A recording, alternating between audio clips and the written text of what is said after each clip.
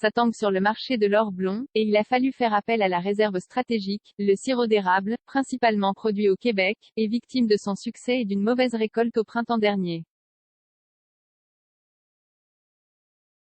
Et cette situation pourrait s'aggraver à l'avenir avec le réchauffement climatique, préviennent les experts.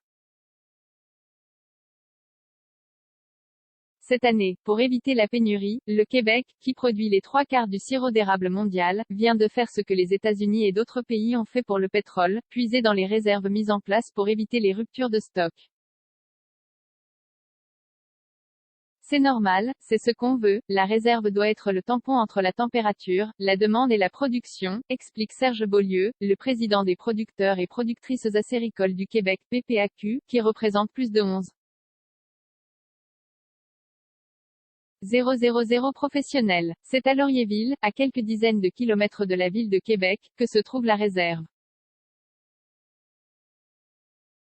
Dans un entrepôt de la taille de 5 terrains de football, des dizaines de milliers de barils blancs sont empilés. Au printemps 2021, 105 millions de livres, soit près de 48 000 tonnes de sirop y étaient entreposées, accumulées depuis près d'une décennie. Le stock a depuis fondu, il ne reste actuellement qu'environ 17 000 tonnes de ce qu'ils appellent l'or blond du Québec. La dernière fois qu'il avait fallu y avoir recours, c'était en 2009. Un printemps toujours plus chaud. Le sirop, de la sève collectée grâce à de petits robinets plantés dans des entailles dans le bois d'érable puis bouilli, est récolté au printemps. Mais il faut que la température soit en dessous de 0 la nuit, et légèrement positive pendant la journée, pour que cela soit possible.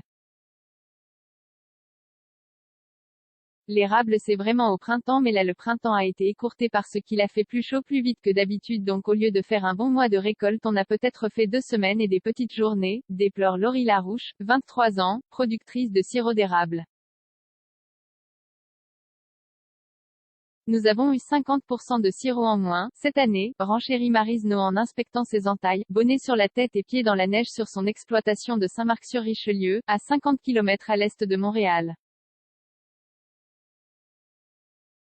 Au printemps dernier, la production a en effet chuté à 133 millions de livres, environ 60,000 tonnes, en deçà des 175 millions tirés en 2020. Dans ce contexte, l'an prochain, les producteurs seront autorisés à pratiquer 7 millions de nouvelles entailles pour booster la production pour les 3 prochaines années. Une demande en sirop d'érable qui augmente d'après les chercheurs du ministère des Forêts québécois. Le rendement à l'entaille est menacé, il prévoit une baisse de 15% du rendement en 2050. Des mois d'avril de plus en plus chauds seraient responsables de la majeure partie des réductions. Et pourtant, la demande est de plus en plus forte au Canada mais aussi en Asie, en Europe ou aux États-Unis. En 2020 et 2021, les exportations ont bondi de 20%.